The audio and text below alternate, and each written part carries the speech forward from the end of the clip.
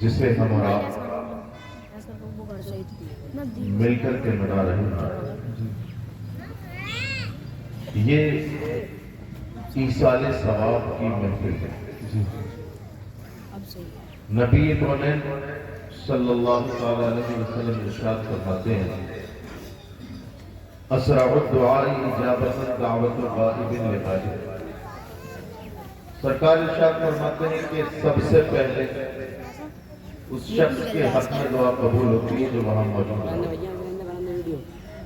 جلال فرماتا تو جو ہے جی میں نے تمہارے سامنے رسول اللہ کی حدیث میں میاں محمد کا کلام نہیں، حضرت محمد کا کلام پڑھا۔ بے شک بے شک۔ سرکار فرماتے ہیں اسرع الدعاء اجابت دعوت غائب لغائب، سب سے پہلے اس شخص کے حق میں دعا قبول ہوتی ہے جو وہاں موجود نہ ہو۔ بے شک۔ یہ ایصال ثواب حضور ثقلین میاں سے منتقل ہے اور وہ ہمارے درمیان میں موجود نہیں ہے۔ اس کا مطلب یہ ہے کہ رسول پاک صلی اللہ علیہ وسلم کی یہ حدیث ہمیں 14 صدیوں پہلے یہ بتا گئی کہ جس کے لیے ایصال ثواب کیا جائے، اس کا مطلب یہ ہوتا ہے کہ وہ وہاں موجود نہیں ہے، اور اس کا مطلب ایک یہ بھی ہوتا ہے کہ نبی کونین صلی اللہ علیہ وسلم نے ارشاد فرما دیا کہ جو تم اس کے حق میں دعا کرو گے یہ تمہارے رسول کی سند ہے، وہ تمہاری دعا قبول بھی ہوگی۔ بے شک۔ کیوں؟ اس لیے کہ اس دعا میں افیکشن رعایت اور دعوت۔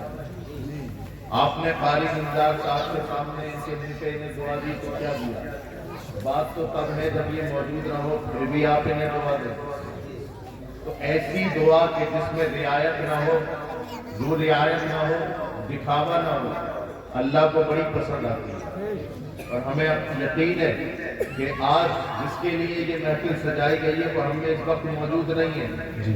یہ کوئی سید ریحان میاں نہیں، یہ کوئی علماء کرام میں سے کسی کا بیان نہیں، یہ نبی کونین صلی اللہ علیہ وسلم کی وہ حدیث ہے کہ جس کے بارے میں اللہ رب العزت نے یوں ارشاد فرمایا وَمَا يَنطِقُ عَنِ الْهَوَىٰ إِنْ هُوَ إِلَّا وَحْيٌ يُوحَىٰ، کہ نبی اپنی طرف سے کچھ نہیں بولتا، یہ جو بولتا ہے ہم بولتے ہیں۔ بے شک۔ زمین اپنی جگہ سے آسمان ہو سکتی ہے، آسمان ہٹ کر کے زمین بن سکتا ہے، چاند تارے ٹوٹ سکتے ہیں، لیکن آمنہ کے لال نے جو فرمایا وہ ہو کے رہے گا۔ بے شک۔ آمنہ کے لال نے فرمایا کہ اے میرے امتیوں سنو، جو تمہارے درمیان موجود نہ ہو اس کے لیے دعا استغفار کرو، اللہ رب العزت ضرور قبول فرمائے گا۔ تو اس حدیث سے ہمیں یہ نصیب ملتا ہے کہ اے لوگوں، جو تم ایصال ثواب کرتے ہو، اللہ کے رسول صلی اللہ علیہ وسلم کی سند ہے کہ وہ تمہارا ایصال ثواب قبول ہوتا ہے۔ اب سنو دوسری حدیث، سرکار دو عالم صلی اللہ علیہ وسلم ارشاد فرماتے ہیں مَلْبَجِّتُ فِي الْقَبْرِ إِلَّا كَالْغَرِيبِ الْمُتَنَفِّسِ۔ نبی کونین صلی اللہ علیہ وسلم ارشاد فرماتے ہیں، کیا ارشاد فرماتے ہیں؟ دیکھو تمہارے گھر میں اگر کسی کا انتقال ہو جائے، اس کو تم اللہ اکبر کبیرہ غسل دیتے ہو، کفن پہناتے ہو، کاندھے پہ اٹھا کر کے قبرستان تک پہنچا کے آتے ہو، قبرستان میں پہنچ کر کے اسے قبر میں اتارتے ہو، قبر میں اتارنے کے بعد پٹلے لگاتے ہو، پٹلے لگانے کے بعد من و مٹی اس کے سینے پہ ڈال دیتے ہو۔ ادھر سرکار کی حدیث کہہ رہی ہے کہ تم اسے دفن کر کے کھراتے ہو، مَلْمَجِّتُ فِي الْقَبْرِ إِلَّا كَالْغَرِيقِ الْمُتَغَبِّسِ، تم تو آ جاتے ہو لیکن وہ پڑا ہوا قبرستان میں ڈوبے ہوئے فریادی کی طرح ہوتا ہے۔ سرکار فرماتے ہیں وہ ڈوبنے والے فریادی کی طرح ہوتا ہے۔ ہم نے سوال کیا، مثال سے سمجھو کہ دیکھو اگر کوئی پانی میں ڈوب رہا ہو، وہ کس بات کا انتظار کرتا ہے کہ کوئی آئے وہ تب اور مجھے نکال کر کے کنارے پہنچا دے؟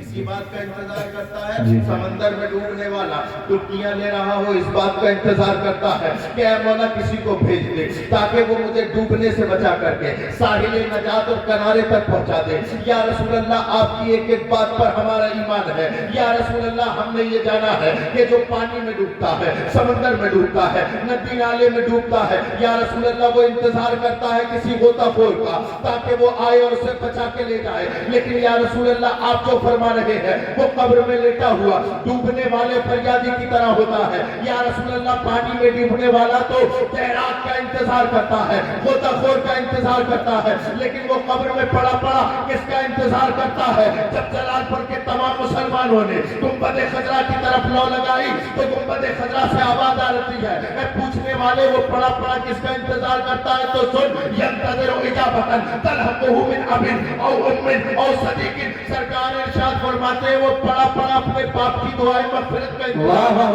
वो पड़ा पड़ा अपने बाप की दुआए मग़फ़िरत का इंतजार करता है, अपनी माँ की दुआए मग़फ़िरत का इंतजार करता है, वो पड़ा पड़ा इस बात का इंतजार करता है कोई हो जो मेरे लिए दुआए मग़फ़िरत कर दे और मेरा काम बन जाए। जी जी तुम्हारे नबी जलालपुर वालों 14 सदियों पहले ये बयान कर गए कि तुम्हारे जाने वाले तुम्हारा इंतजार कर रहे हैं। अब इस कोने से लेके उस कोने तक, दाएं से बाएं तक, जरा बताना कौन अपने माँ बाप के लिए दुआएं मग़फ़िरत कर रहा है? जलालपुर वालों बुरा मत मानना, पीरों को तो हर जगह से ही साले सवाब हो जाता है। अभी रवाना पट्टी में रात शाह सकलैनिया का 40वां मनाया गया। इसके अलावा पूरे हिंदुस्तान में कहीं ना कहीं उनके इसाले सवाब हो रहा है। हम मर जाएंगे, हमारे लिए भी जरा जगह जगह से इसाले सवाब होगा। लेकिन सीने पे हाथ रख के बताओ, वो जो तुम्हारा बाप था, वो जो तुम्हारी माँ थी, वो जो तुम्हारा बेटा था, वो चला गया, उसके लिए पूरे हिंदुस्तान में कोई इसाले सवाब करने वाला नहीं, पूरी दुनिया में कोई इसाले सवाब करने वाला नहीं। अगर तुम नहीं करोगे तो कौन करेगा? तुम नहीं करोगे तो उनके लिए इसाले सवाब कौन करेगा? मेरे प्यारों, किसी ने सोचा, किसी ने जहन दिया इस बात की तरफ? हमने तो ये समझा कि 10वां हो गया, काम खत्म, 20वां ज्यादा से ज्यादा दीनदार हुए, 40वें तक अपने मरने वालों का इंतजार, मरने वालों के लिए इसाले सवाब किया। लेकिन 40वां खत्म होते ही मैं इन्हें नहीं जानता, ये मुझे नहीं जानते, और पीर के नाम पे खूब महफिलें सजवा लो। मेरे प्यारों, मेरी बात का बुरा मत मानना, पीरों से ज्यादा जरूरत है तुम्हारे माँ बाप को तुम्हारी दुआएं इस्तिग़फ़ार की। इसलिए कि वो बाप के जिसने तपती हुई धूप में तुम्हें पाला है, वो माँ के जिसने 9 महीने तुम्हें कोख में रख के दुनिया की तमाम सुरूबतें बर्दाश्त की है, क्या वो इस काबिल भी नहीं कि तुम्हें अल्लाह रब्बुल इज़्ज़त तौफीक दे तो तुम उनके लिए दुआएं मग़फ़िरत करो? जी अब मामला ये है, हमारे माहौल ये है, मुआशरा हमारा इस बात यहाँ तक आ गया कि 10वां 20वां 40वां पूरे जलालपुर में घूमा और सारे फल फ्रूट इकट्ठा किए और सारे मालदारों को दावत दी, जी सारे मालदारों को दावत दी और बिरयानी के खूब भगोने बनाए और इसाले सवाब कर दिया। अब इससे पूछो मेरे प्यारे, जरा ये बता कि तूने एक मर्तबा भी अपने बाप की जिंदगी में एक किलो सेब ला के दिए? मरने के बाद पूरा दस्तरखान सजा दिया, मरने के बाद पूरा दस्तरखान सजा दिया। अगर जलालपुर में सेब नसीब न हुए तो कुंदरकी पहुंच गया, कुंदरकी में तमाम फल न मिले तो मुरादाबाद पहुंच गया, ड्राई फ्रूट तमाम और तमाम बिरयानी के भगोने ले जा करके बना दिए, तमाम मालदार को खिला दिए। मेरे प्यारों, ये उलमा इकराम का मजमा है, मुफ्ती साहब बैठे हुए, उलमा इकराम बैठे हुए, ये बताएंगे कि मैयत का 3 दिन का खाना कसम खुदा की मालदार के लिए, साहिब निसाब के लिए जायज नहीं है। और 3 दिन तक वो मालदारों को खिलाया कि तमाम पिलाने की दावत कर दी, तमाम लंबरदारों की दावत कर दी, तमाम पिलाने करने वालों की दावत कर दी। गरीब का पता ही नहीं। मेरे प्यारों में कोई आसमानी बात तो नहीं बोल रहा, सही बात बोल रहा हूँ जी, सही बात बोल रहा हूँ। अगर बोल रहा हूँ तो हाथ खड़ा करके मेरी तारीफ तो करो। जी जी ये महफिल तुमने सजाई है, कोई ना कोई फायदा तो होना चाहिए ना इससे। मेरे प्यारों, अब इससे कहो कि किसी गरीब को भी बुला ले तो ये कहेगा कि भैया जलालपुर में तो कोई गरीब ही नहीं है। जी गरीब मिले कहाँ से तुझे? तेरी बैठकें तो तमाम प्रधानों के पास, जी गरीब दिखाई न दे तुझे। तेरी बैठकें तो तमाम की तमाम लंबरदारों के पास है, तेरी बैठक है तो तमाम प्लॉटिंग खींचने वालों के पास है। कसम खुदा की ढूंढ जरूर मिलेगा। हो सकता है तेरे पड़ोस में गरीब हो, लेकिन अपनी हया की वजह से वो तुझसे कह नहीं पा रहा। लेकिन अल्लाह अकबर कबीरा, अल्लाह की बारगाह में वो रोज हाथ उठा के दुआ करता है, ऐ मौला ये जो मेरे बराबर में मुसलमान है, मालदार है, इसके दिल में डाल दे कि ये एक मर्तबा मेरे घर में भी 1 महीने का राशन कर दे। जी یہ تم نے بریانی کے بھگونے پہنچا دیے تمام کے تمام 20 40 بھگونے بنا دیے. اس سے کوئی فائدہ نہیں ہونے والا. اگر اصل میں فائدہ پہنچانا ہے تو غریب کی امداد کر دو, تمہارے ماں باپ کو ایصال ثواب ہو جائے گا. اور دیکھو جلال پور والوں تازہ معاملہ ہے.